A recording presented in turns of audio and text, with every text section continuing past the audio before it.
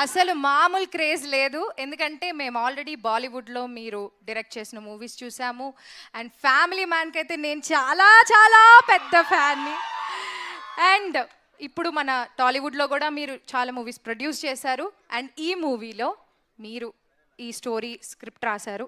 So మీకు ఎలా అనిపించింది ఈ మూవీ స్క్రిప్ట్? అసలు ఎలా మీరు how did you conceive this idea? And Nandini గారిని యాజ్ ఎ డైరెక్టర్ మీరు చూస్ చేసుకోవడానికి కారణం ఏంటి? చాలా క్వశ్చన్లు ఉన్నాయా? ఒక్కొక్కటి విడమర్చి అడగనా? It's okay sir. Knows Telugu అమ్మ కొంచెం కొంచెం వస్తుంది. క్లుప్తంగా చెప్పమంటారా, విశదీకరించి చెప్పమంటారా? చూసారా, మీకైనా వచ్చా విశ్లీకరణ అంటే తెలుసా? ఎవరు సార్ డజన్ నో తెలుగు అని చెప్పింది? విశ్లీకరణ అంటే అర్థం ఏంటో చెప్పు. నీకే తెలియదు సగం తెలుగు ఆయనకు వచ్చినంత. తిరుపతి అబ్బా మాది.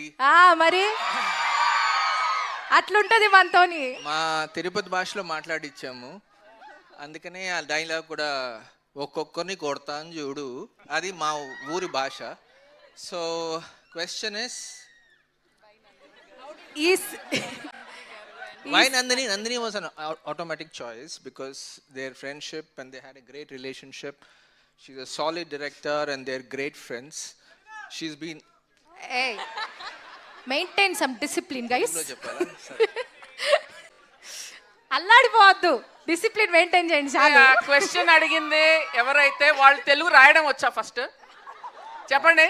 ఆ క్వశ్చన్ ఎవరైతే అడిగారో వాళ్ళు తెలుగు రాయడం వచ్చా అండి? మీకు తెలుగులో రాస్తారా మీ క్వశ్చన్? ఒక్క పదమే వచ్చు. ఎవరికి రాదు రాయడం, అన్ని ఇంగ్లీష్ లో రాస్తా ఉంటారు. సమంత అని రాస్తావా? వేసుకో, పచ్చబొట్ట వేయించుకో.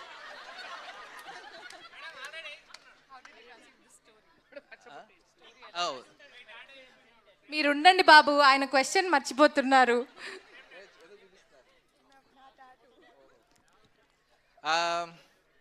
ఈ సినిమాకి పేరు when I thought of the concept మా ఇంటి బంగారం అనేది మామూలుగా ఆప్యాయంగా ప్రేమతో పిలిచే పదం, కానీ దాని వెనకాలే చాలా మీనింగ్ ఉంది అనిపించింది నాకు. Because once it's your something affectionate, దాని వెనకాల ఒక పొసెసివ్నెస్ వస్తుంది, కంట్రోల్ వస్తుంది. So there is also slightly more deeper darker side to owning somebody. బాబు, టోల్ ఫీజు కట్టొచ్చావా లేదా? ఇక్కడ టోల్ గేట్ ఒకటి ఉన్నాను కదా.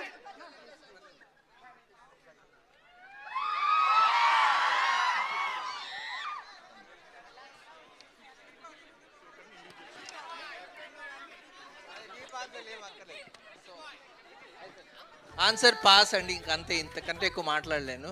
నెక్స్ట్ క్వశ్చన్కి వెళ్ళిపోండి. మీరు కష్టమే మాట్లాడడం. నేను క్వశ్చన్ ఎత్తుక్కునే వరకైనా మాట్లాడతారేమో అనుకున్నాను sir. Very nice sir, amazing. And